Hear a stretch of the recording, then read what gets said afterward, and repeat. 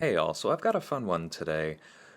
I'm currently participating in a Four Loki Incursions tournament organized by Enzo, where the first four rounds are all like different kinds of restrictions, in part to help the refresh issue, where sometimes with these tournaments, because 6 stars take so long to come back, it's kind of tough to run them every week. One way to get around that is to just not allow the same champions every week. So that's what this tournament is doing. And the first week is 4 stars only in Sector 8.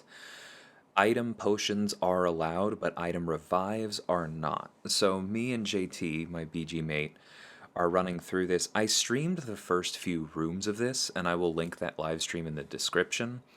But we tend to only be able to run late at night. Neither of us live alone, and so I wasn't able to stream all of this. But some of these fights were pretty interesting. And the team that I just started with, kind of on a whim, that you see right here, Cap Infinity War, Thor, and Punisher 2099, just freaking carried me. They did so much between them. And I only ended up swapping out Thor in room 10, which we'll get to. So, first off, this was our double bishop room. JT obviously had the harder one because his had nodes on it, but when you're using a 4 star with 7500 PI, a 64,000 PI bishop is still pretty scary. So, what I was doing there, the synergy with Captain America allows him to start at 90, so you only need to wait through 2 cycles of his battery to go into overload, and then the defender gains 90% less power from getting struck. Notice how while he's stunned, he gains no power because, as I've said before, I also run Petrify maxed, and so those two add up to more than 100% reduction, and Bishop can't gain any power at all while stunned. He is gaining power from these specials, but you'll also notice because I have the hack that turns non-damaging debuffs into Furies and Perpetual Offense, giving me these prowess, him gaining a little bit of power on the specials is not a problem because we are absolutely hosing him. We're taking a fair amount of block damage because, again, just the PI differences here are nuts if I miss any parries. But we are doing so much damage to him, and he's at, I don't know, what is that, like a quarter of a bar and down to 8% health? This is not the only fight that Punisher 2099 did this for me on. This is just probably the most significant and hardest fight. Because if Bishop gets off even one special and you don't have an Incinerate immune, you're probably dead. So that was really incredible to me. Thor, as you can see here, this is Aspect of Nightmares, so I really need to be careful at the beginning of this fight. I also need to be very careful because I am expecting his evades.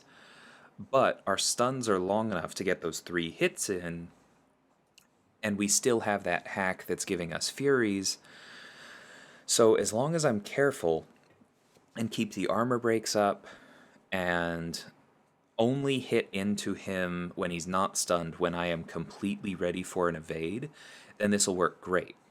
Now, I don't necessarily want to be relying on my Special 1 or Special 2, because if we do enough damage to him, he's going to gain more of those armor ups that we will not get rid of. It may interfere with our ability accuracy. And it's just better to use the Special 3 because the whole thing is guaranteed to land. See, he gained armor up buffs there, but the Special 3 itself still did work. An absolute ton of work. So we're going to build up. My first plan was to do this in 2 Special 3s. But seeing just how much damage this 4-star did with the first one, at this point I'm thinking, I probably can't finish it with a Special 1, even with Perpetual Offense. But if I can get to a Special 2, if it crits, it'll probably do it. So there, we need to get rid of this armor up to make sure that we do enough damage. We do lose the other armor break because I messed up that parry, but there we go. I think I go for... Maybe did I trigger the evade? No, I just go for it. Okay, and even though he got an armor up, and even though it didn't crit, still enough damage. Thor was an excellent hammer. appropriately throughout this whole run for me. There were a number of fights where I didn't need the utility that Cap or Punisher brought to the table, and then Thor just crushed it. So here we have Tyranny and Typhoon. This can be a difficult combination because if you are not able to get your special 3s off and they throw a bunch of special 1s, Typhoon just flat out will kill you this late on. Like, the detonation damage is tens of thousands of damage. And that'll kill a rank 3 6-star, let alone a 5-star. So again, although the block damage is even worse now, the idea here is wait it out, get that battery rolling, and just try and make it so he doesn't gain a bar of power at all. And if he does gain a bar of power, that's still not the end of the world as long as it's 1 and not 10, right? Because then I can keep in my rotation and just keep Overdrive up the whole fight, or nearly the whole fight, without having to worry about going to my special 2. Or, sorry, to my special 3, because that's what resets Typhoon. So at this point I'm seeing, he's probably going to get a special 1. Because he's not even half down and we're closing in on a bar. That's okay, I've accepted it. I'm fairly confident that I can survive the block damage from a single one and it won't be a problem. One thing that I wasn't 100% sure of going into this was how well Punisher would keep up in terms of damage with me relying on him almost entirely for utility. Because the default damage rotation for him, as I've learned, is to go for the special 2 first for that big armor break. And having Thor on the team actually helps this a lot because the first use of your battery charges is instantly refunded when you have him, and that's the first time you actually use it. And so that's great because you get a free armor break off the special 2, but building up to a special 2 and then building up to a special 1 means that that's basically the time that you need to get 2 full bars of power where your battery is draining instead of holding steady because you didn't throw the special 1. And that was just a cost that I was not really willing to pay. So fast forwarding to this boss in the same room, and we have Close Encounters and Fisticuffs. This one was pretty rough. JT actually went in and I believe died with Aegon, or maybe somebody else.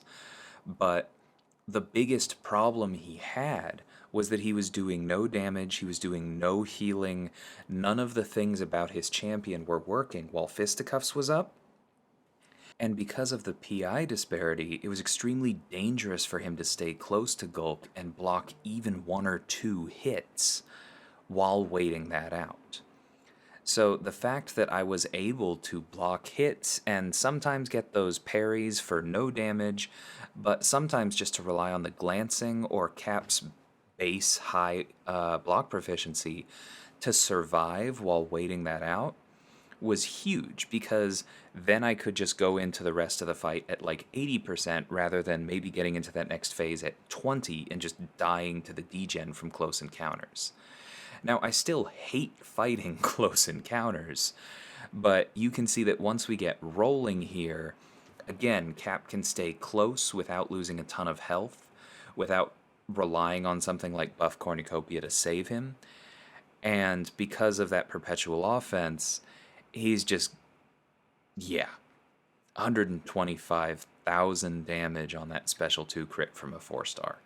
The hacks obviously help, but not everyone can do that. Cap was absolutely my workhorse for this. I mean, the other 2 both were used, as you've seen so far, but his utility was nuts. And on that note, we have this Killmonger, which we were a little worried at first, because, Killmonger does kind of require certain counters, but then I, remember that, I'll have class disadvantage, but he's an older champion, that's not as big a deal for him as it might be for some others. Everything he does works against skill champions, I just need to keep the armor breaks up. So you'll see me take some unnecessary damage in places here, missing parries, but I really do not want to hit into him while there's any reverb. So we're going to try and make sure that every time we cash in on strategic movement, every time we cash in on her specials, whenever we do any of that, we have the armor up. Like, I'm not countering him there, because I want him to come up, and there, we get another armor up. Now, I also have Toxic Advance, which is where those poisons in my armor ups are coming from. Sorry, when I said we get another armor up, I meant we get another armor break. The Petrify isn't really mattering much here, but we're just, we're keeping Killmonger under control. We're taking damage. This is turning into a race, which is why I actually stopped using specials, because I feel like I need that willpower healing. See, this is terrifying, because I know he goes for that. Yeah, I'm not 100% on the heavy evade in the corner, so I didn't want to risk it, because if it clipped me, I was just dead. So I threw that special, I knew it would trigger reverb, and then I just avoided him during reverb until I could get another armor break to turn it off, and then we're back to the races. But that made me extremely glad that I had held on to the special as that emergency. There you can see I need to clear out my iPad. Sadly, you don't get the warning for that the way that you do battery, but didn't kill me. But yeah, you can see that the fight's actually coming more under control now. Like, the block damage is still insane, but that's because he has 100,000 PI and I have 6. And there we go. There's the finisher. So that was actually the final fight that I took meaningfully. I did attempt the Korg after this, but I think I took off less than 1% in all 3 of my champions.